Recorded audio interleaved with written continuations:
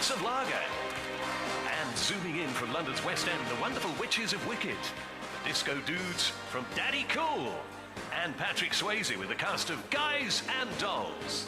Plus, expect Latin Passion from Evita and Flying Fur from Avenue Q.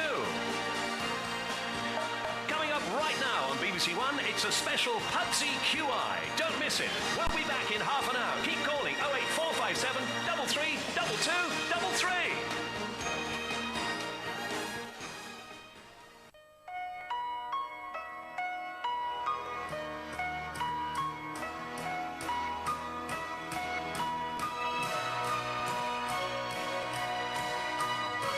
Jungles, the tropical rainforests, are home to half of the world's species. Planet Earth, as you've never seen it before. The journey continues. Sunday at 9 on BBC One. Having the embryos in the freezer was such a lifeline. Not to have that hope in a jar would have been devastating. This is the only chance she's got. When you say up and down, it just doesn't even come close. At the end of my chemotherapy, I had something to live for. A Child Against All Odds continues with Ice Babies, Tuesday at 9 on BBC One.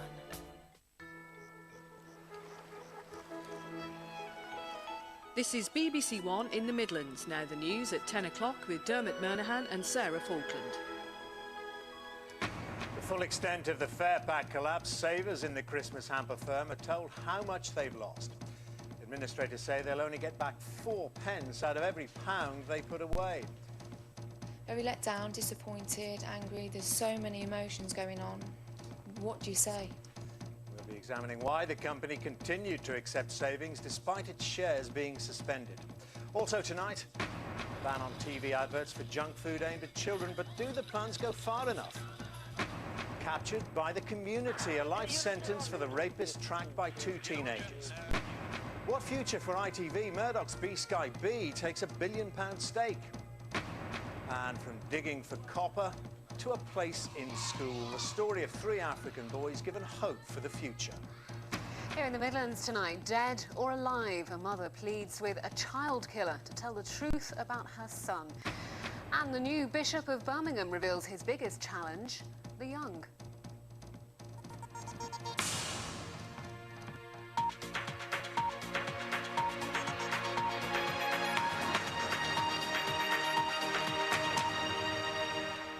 Good evening. It's going to be a miserable Christmas for the 150,000 savers who lost money in the collapse of the hamper firm Fairpack.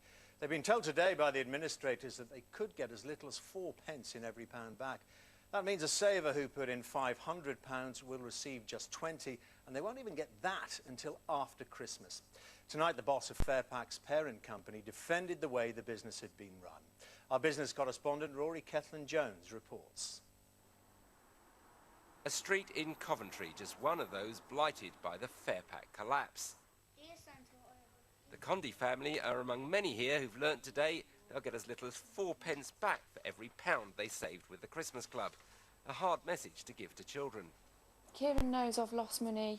Chloe doesn't really understand, but I won't be able to get on as much as I'd like to get on. You know, I've had to go into debt, I've had to get loans. It's becoming clearer just where the money went.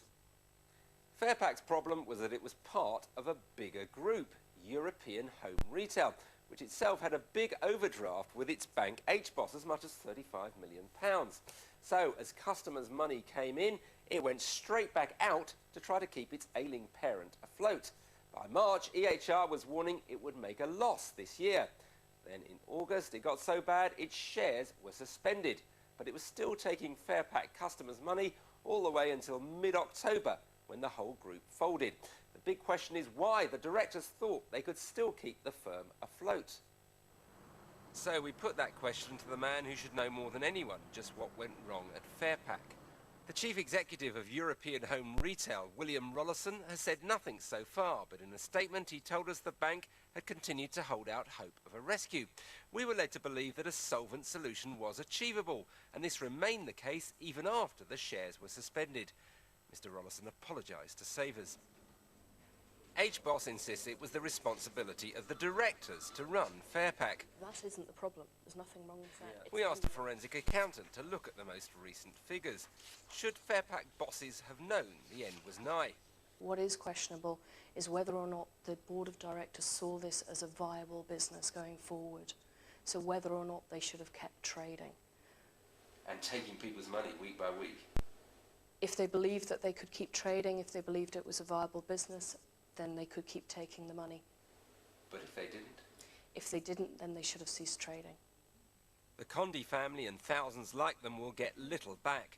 An inquiry will try to determine whether Fairpack should have kept on taking their money for quite so long. Rory Kathleen-Jones, BBC News. There are to be tougher controls on the advertising of junk food to children. Ofcom, the media regulator, is to ban television adverts aimed at the under-16s for products high in fat, sugar and salt.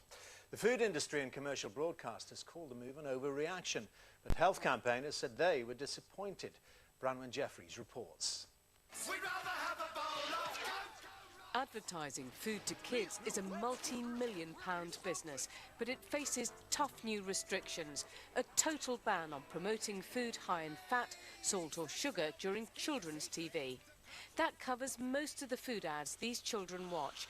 Even at a young age, they're very familiar with high-profile brands. Cocoa Pops and sausages and chips, milkshakes and Coke. I asked for my mum to buy the stuff what they put on the adverts. The fear of a fat generation has put pressure on regulators, children who could die before their parents. But health campaigners say the new rules are a missed opportunity. They wanted a total ban before 9 p.m. to put pressure on food companies. A third of our children are obese, and those numbers are growing. Ofcom had an opportunity to put children's health before advertising profit, and the pound won over the health of our children. And I think what the British Heart Foundation and other campaigners are doing here is calling on government to step in now and pick up the ball that Ofcom has dropped. But are food manufacturers just corporate villains? They can no longer use their cartoon heroes to promote their products. And now Ofcom has cast itself as the caped crusader, protecting children from the evils of junk food. TV executives say it's not fair to paint them as putting cash from ads before children's health. Ofcom's clampdown on their budgets could lose them at least £39 million. The pain won't be spread evenly. Ofcom says terrestrial broadcasters will lose less than 1% of revenue on average. It'll be tougher for so-called child-orientated cable and satellite channels. They could lose almost 9%. And for commercial channels just aimed at children, like the Disney Channel and Nickelodeon, the fall could be 15%, a really serious blow. There's no doubt that the restrictions announced today are very tough. And that there is going to be a major impact on the quality of kids programming produced in the UK. For us at Nickelodeon, the focus now is to continue our efforts to advertise more healthy foods on the channel going forward. Oh, wow. Thought you guys were just... It's thought programmes like Friends would also be affected, but soaps like Coronation Street would escape restrictions, even though many children do watch. The wrangling over the new rules will continue, but the days of advertising any food you like to kids are clearly over. Branwen Jeffries, BBC News. A judge has praised a local community for cornering a rapist who attacked a woman who was walking her dogs in Woodland in County Durham. 2 teenagers were singled out for awards after they tracked Martin Walsh for over an hour and alerted the police. Walsh was sentenced to life for the violent attack, in which he threatened to break his victim's neck. Mark Simpson reports. Yeah, Roger. Unit attending, just coming down. As you're captured by the public. A man who has just raped a young woman is cornered in what was effectively a citizen's arrest. Yeah, there's a group of people pointing to a male who sat down on the ground. They seem to have him hemmed in. 19-year-old Martin Walsh was caught running away from his victim. He thought he'd get away with it. They ensured he didn't. It was a totally random attack. The 21-year-old woman was walking along this cycle path with her 2 dogs when Martin Walsh grabbed her. He dragged her into Woodland, threatened to kill her, and then raped her. During the woman's 40-minute ordeal, her attacker's mobile phone rang. It was Walsh's girlfriend, who heard him telling his victim, "I'll snap your neck." Two teenage boys heard the woman's screams and went to help her. She gave us a description, like what he was wearing, cream jacket and jeans. So then me and Adam went to try and find him. Must have ran about a mile or something before I actually got sight of him. With the help of others, they managed to stop him and guard him till the police arrived. We have officers with this male now. Walsh was arrested, and now 5 months later he's beginning a life sentence after pleading guilty to rape. His young victim told the court that what happened that day had ruined her life, but she and the police are grateful for the public's help in tracking him down. I'm absolutely delighted with that. It's two young lads, two 16-year-old lads, who have been absolutely determined that somebody who has done a terrible wrong is simply not going to get away with it. The judge recognised that too and awarded them £200 each. Their quick thinking and their courage ensured that this violent rapist was not only caught, but caught immediately. Mark Simpson, BBC News, Durham. The identities of several paedophiles have been published on a new website in an effort to track them down. The men served sentences for sex attacks, but then vanished without telling the authorities where they were. The Centre for Child Protection says it hopes the public will use the site responsibly and not take the law into their own hands. The satellite broadcaster B-Sky-B has bought nearly 18% of the shares of ITV. It paid £940 million, but has ruled out making a full takeover. It's thought the purchase will make it harder for other companies to buy ITV. Well, our business editor, Robert Peston, joins me now. And Robert, what is behind this move by B-Sky-B? Well, the ITV story is turning into something of a compelling soap opera. Today, B-Sky-B, the owner of Sky Television, went into the market and splashed out almost £1 billion buying a stake in ITV, which B-Sky-B's chief executive, James Murdoch, thinks is pivotal, thinks it'll help him broadly to sort of have a big influence on the future of ITV, one of our great names in broadcasting. Now, he's taken something of a risk, James Murdoch. He's paid above the market price, and the thing you have to remember about ITV, it's got a few problems at the moment. Advertising has been declining, they've had some issues with ratings, and it's without a chief executive. So, to a certain extent, it's leaderless at the moment. Well, as you say, ITV is a British institution. What is its future? Well, this is where the plot gets really murky. The B-Sky-B, under existing media law, almost certainly can't buy more than 20%. And actually, it's said today it doesn't want to own more than 20%.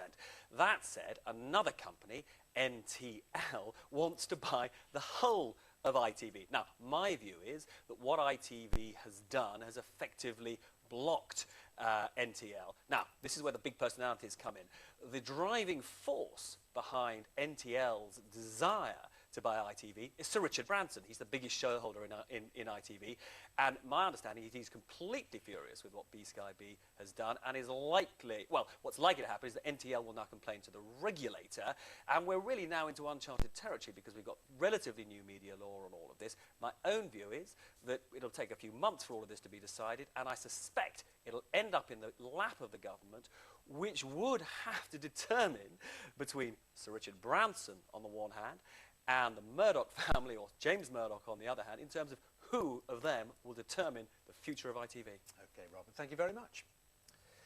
Coming up on tonight's programme, 4 drivers, 4 different ways of using our roads, but if they were charged by the mile, who would pay the most?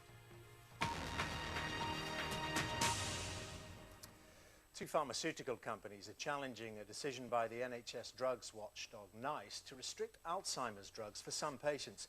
It's the first time it has ever faced legal action over one of its judgments. Today, people with Alzheimer's held a series of protest marches to highlight their campaign for treatment on the NHS. Sophie Hutchinson reports.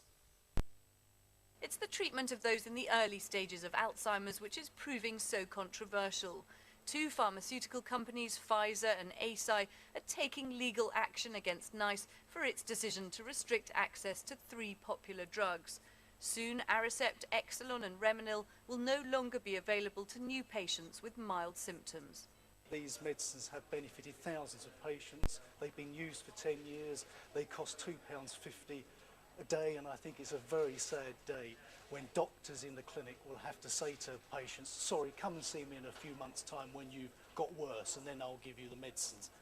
The companies are seeking a judicial review of the decision-making process used by NICE. They claim it's unfair and irrational, and that's welcomed by patients like Keith Turner.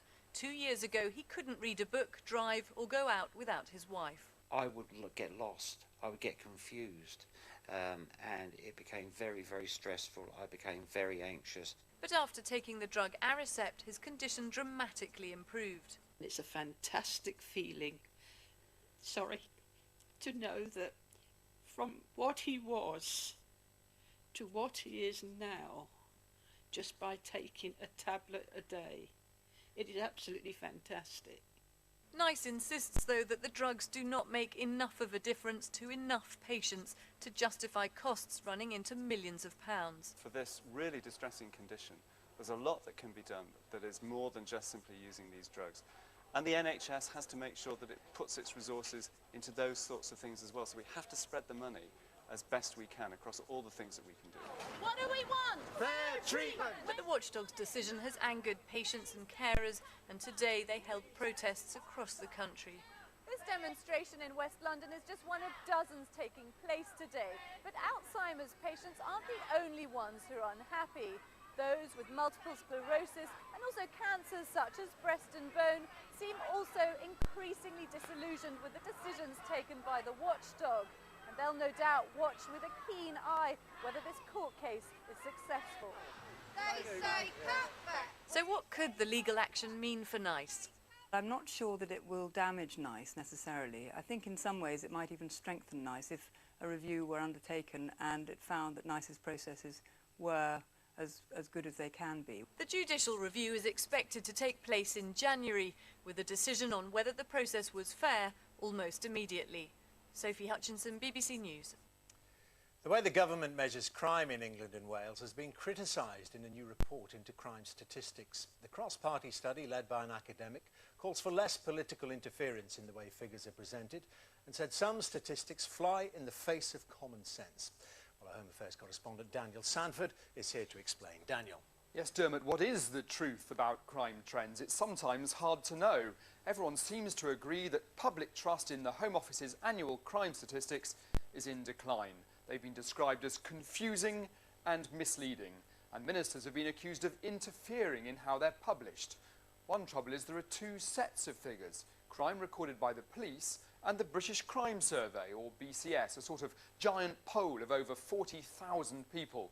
And recently the two have been saying different things. For example, this summer the police figures said crime was down slightly, but the BCS said it was up.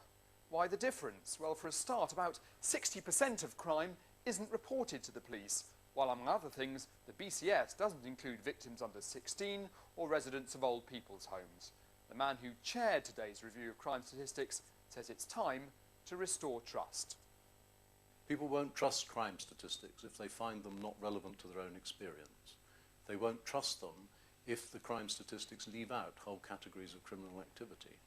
They won't trust them if the definitions don't accord with common sense. And they won't trust them if they think there's any possibility of police or ministerial interference in the production of the figures. One problem is with the figures for violence, the thing many people are most concerned about. The police recorded over 1 million so-called violent crimes last year, but half of them involved no injury. Today's report said this situation is nonsensical and in danger of actually misleading the public about what is happening to violent crime. Also, national crime statistics rarely reflect what's actually going on where you live. For people in safe areas, the figures are unduly worrying. For those in high crime neighbourhoods, they don't show how bad things really are. Today's report makes a wealth of recommendations that Home Office statisticians should be more obviously independent and ministers' comments should be kept separate from the official publication. It also recommends wider use of local crime figures. In the end, statistics are just statistics. They can never give a truly accurate picture of what's going on. The trouble is the annual crime figures are now so politically important that keeping them free of spin from all sides will be impossible. Dermot. Thanks, Daniel. Now, for the past month, the BBC has been carrying out an experiment to see how much extra drivers might pay if national road charges were introduced. The study found that some drivers could end up paying more than £2,000 each year. We've been tracking via satellite the journeys of 4 drivers in the Midlands: a daily commuter, a van driver, a rural driver and a mother who does the school run. We've worked out how much they might end up paying based on when they choose to drive and how far. Our transport correspondent Tom Simons has the results. Bye, Vicky. With her children safely delivered to school, Karen Cross has a bit of a shock coming. Her personal motoring bill for the last month. That's quite a lot. For short runs, I'm really surprised. We installed tracking devices and recorded where our drivers went. A leading road charging expert provided the prices, up to 48p a mile. Top of the table was a self-confessed white van man in Nuneaton with a bill of £194. His van was barely off the roads. Next highest, £127 for a commuter regularly driving in the rush hour to Birmingham. Karen Cross's bill of £86 reflects her trips in central Birmingham when the kids are at school. And a country florist's £28 bill was low because she uses empty, relatively cheap country roads. After a month of satellite tracking, our drivers have clocked up an incredible 7,000 miles between them, which means big bills. Now, Birmingham is very congested, so the bills will be higher than the national average. But how can the government convince drivers that paying such large sums is good for them? One trick the government might try is to simply replace existing fuel and road tax with pay-as-you-go charges. Flowers for David here. People like florist Margaret in less congested areas would actually be better off. But many drivers would just carry on driving. In fact, only one of our 4 motorists, Karen, said she'd drive less, sending her daughter to school by bus. But experts believe that might be enough. Getting 1 out of 4 people to change their behaviour significantly is quite enough to make a significant difference in congestion. And when the others are faced with really paying the charges and have time to think about it, they may well find quite small ways of improving their behaviour as well. The government welcomed the BBC's trial today as a contribution to the debate, but it's hoping cities like Birmingham will turn talk into reality. Local communities across England are looking at how they can use road pricing to tackle congestion in their local areas. The lived experience of people in those communities, I think, would be necessary to be able to convince people that this is the way to go. But pay-as-you-go motoring is probably a decade away. And for now, the government's got no obvious plan B for clearing Britain's ever-worsening jams. Tom Simons, BBC News. 5 months ago, they were working in dangerous conditions in an African copper mine, being paid as little as 50p a day. Well, now life has changed dramatically for 3 young boys in the Democratic Republic of Congo, whose story we highlighted earlier this year. They're among almost 50,000 child miners in the province of Katanga who face extreme hardship as they try to earn a living. Our Africa correspondent, Orla Guerin, has been back to see them. It's the early morning rush for Deku and Kaba, 8 years old and fending for themselves. They're used to that and to working for a living, but things have changed for the twins. These days, they're taking a journey towards a new life. After our report about the hardships they faced as child miners, the Belgian aid organisation Group 1 paid for them to go to school. Here's what they left behind: 12-hour days toiling at a copper and cobalt mine. Hundreds of children, some as young as 5 or 6, eke out a living here. Unofficial labour done with bare hands and bare feet. It was heavy work for Deku and Kaba, digging, sifting, foraging in the dirt. Their friend and neighbour Cedric, who's 15, worked alongside. All 3 told us their dream was to be like other children and go to school. And here they are. The twins are newcomers in Class 1B, starting to find their feet at the Momon Mbuyi school. Crowded inside, poor children, many come here hungry. But look at the faces. Kaba's coming out of his shell. And DQ's surrounded by new friends. But here among their classmates are children they used to work with. I come to meet the teacher, Martine. She asks how many are still working in the mine. Well, around the class, I've counted 5 hands up. 5 children who go to the mine every day, like the twins used to do. Now, these children are here for lessons in the morning. In the afternoon, they're at work. As young as they are, they're trying to earn money for food and to pay their own school fees. The reality is, if they didn't go to the mine, they wouldn't be here. Next door, in 5A, Cedric's being tested on his French vocabulary. Teachers say he's catching up fast, though it's tricky stuff. He's looking forward to a future as a mechanic. I'll never go back to the mine, he told me. I'm out of that now. I've started studying. There are 1,000 pupils at this school, with 130 desks between them. There's no phone, let alone a computer. But the headmaster, John Paul Buana, told me that school can change everything for these children. There's an African proverb, he says. Education doesn't guarantee the future, but it's the key to life for anyone. Back home after school, the twins want to show me what they've learned. Papa. Yeah? DQ tells me he feels strong because he started school. Teachers say they're brave little boys, intelligent and disciplined, and they'll do well if they manage to finish school. After school, I'll be a pilot, DQ says. That's the job I'm going to follow. I like letters, Kaba tells me, and everything they're teaching us. I want to study everything. Then, time for child's play. 30 more child miners have now started school, thanks to donations from BBC viewers. But funding for the school programme is due to run out at the end of next year. Still, for now at least, DQ and Kaba are learning a new lesson, what it means to be a child. Orla Gearan, BBC News, Katanga. The 10 o'clock news hour continues on BBC News 24 with live coverage from Heathrow on the return to Britain of Mirza Tahir Hussain, who spent 18 years on death row in Pakistan. And on BBC One, I'll be back with the headlines after we've joined our news teams where you are. Bye for now.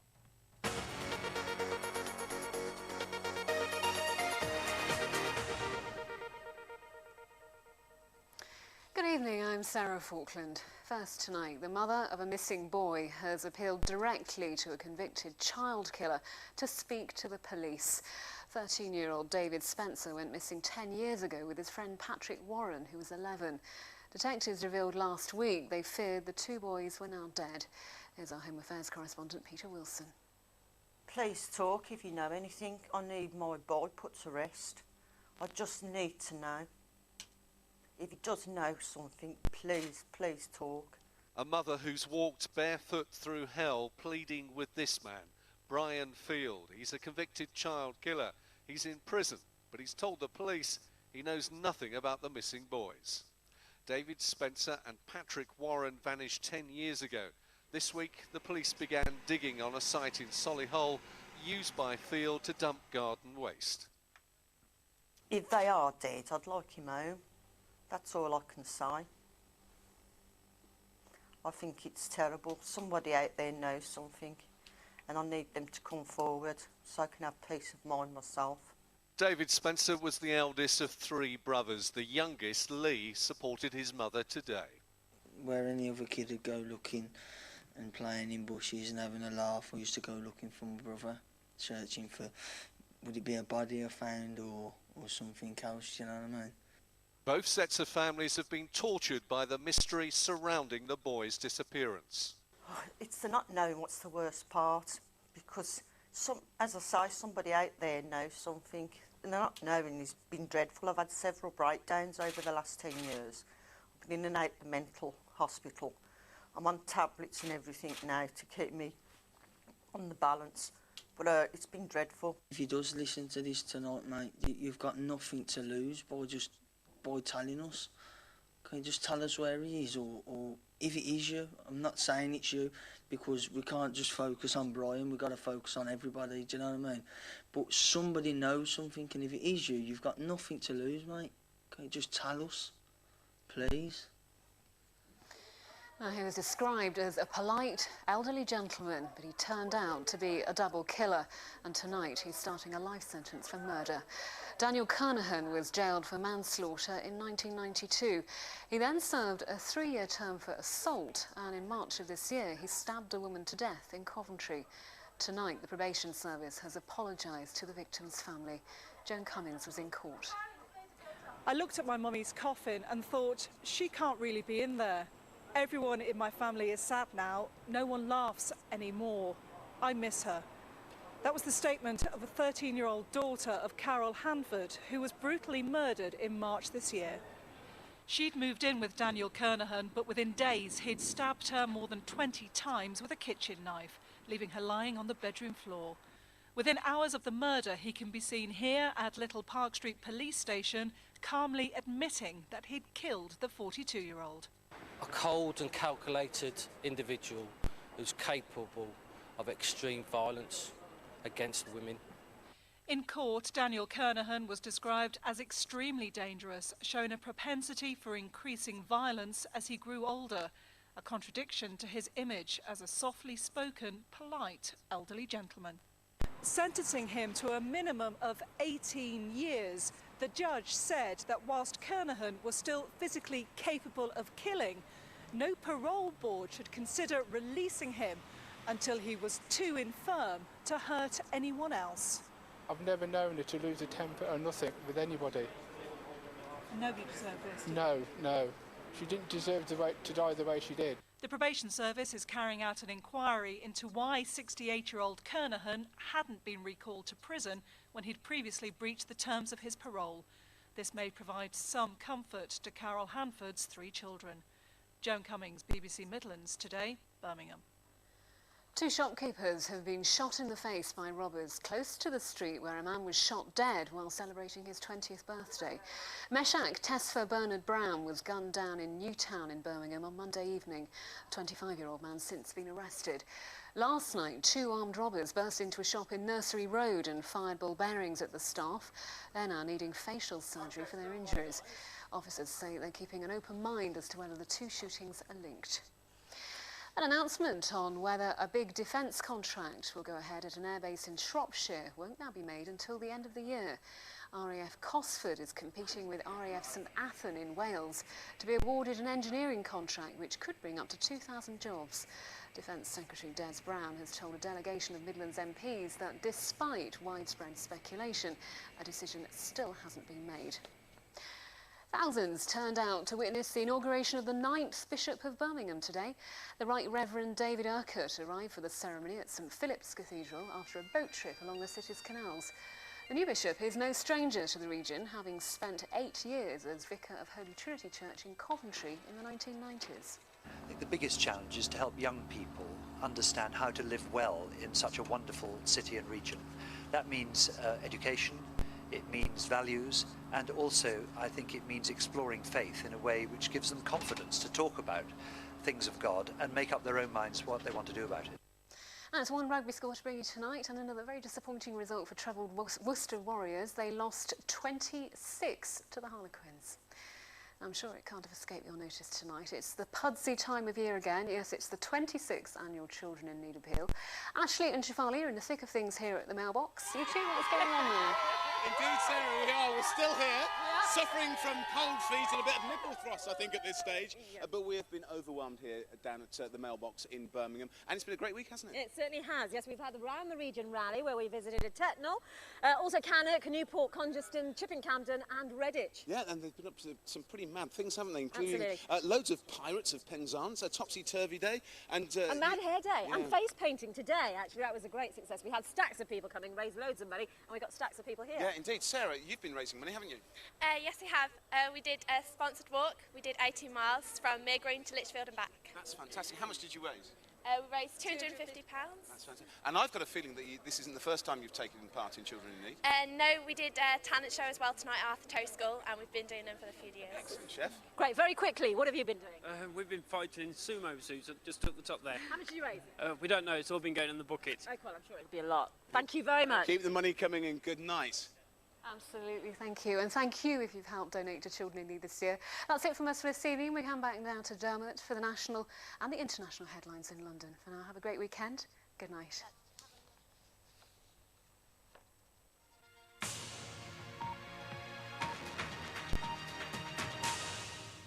Tonight's main news, the 150,000 savers who lost money in the collapse of the hamper firm Fairpack have been told by the administrators that they could get as little as 4 pence in every pound back. That's it from us. Newsnight is starting on BBC Two, but from all of us on the 10 o'clock team, good night, have a good weekend.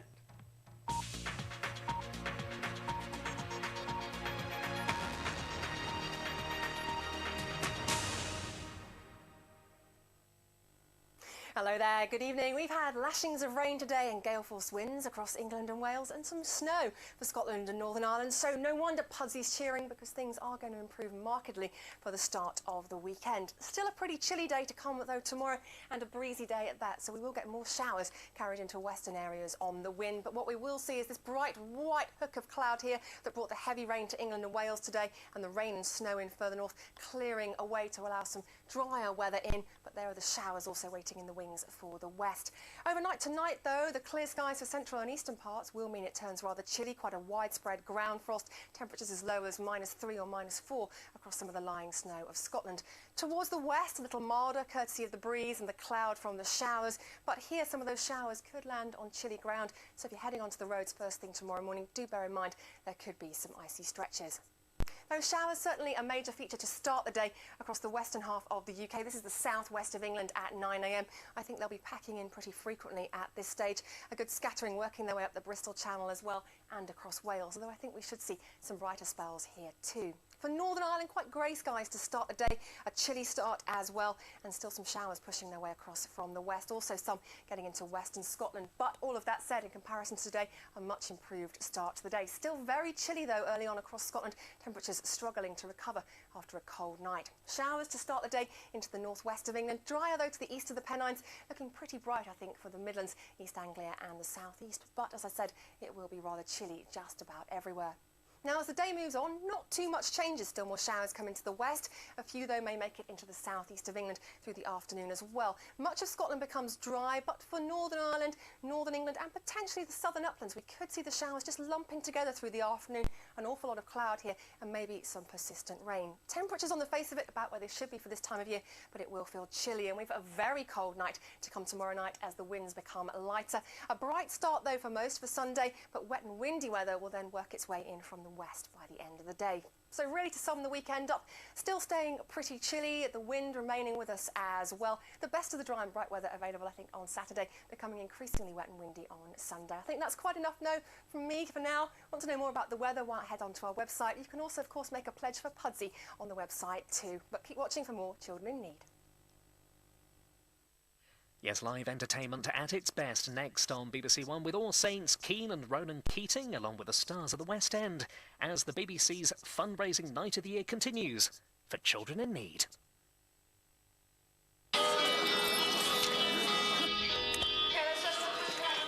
4:37, I'm just rehearsing the voice. Religious architecture. Video 1 at Scott Mills at 4:37. Ladies and gentlemen. Right, here we go. He's a miserable gig. Instantly. Mr. Stephen? BBC Radio 4. 10 seconds, okay.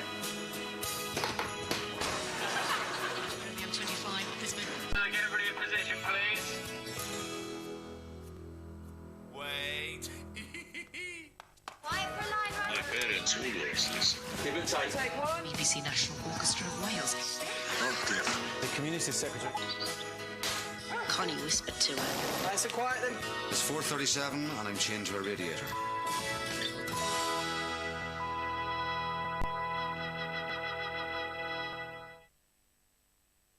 Listen carefully. The best stories can take you anywhere.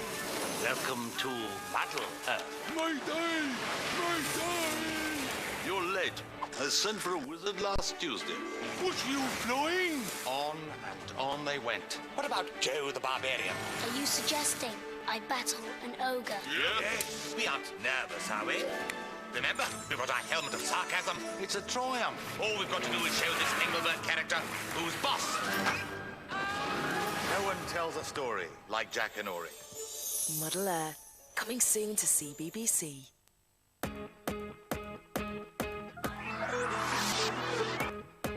Right now on BBC One, the night's still young, so there's still time to make a difference and keep the money rolling in. It's the climax to tonight's Children in Need.